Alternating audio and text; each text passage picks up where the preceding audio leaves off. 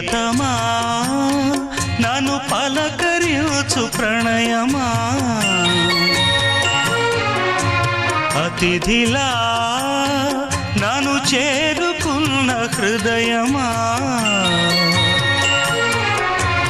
ఎదుట ఉన్న స్వర్గమా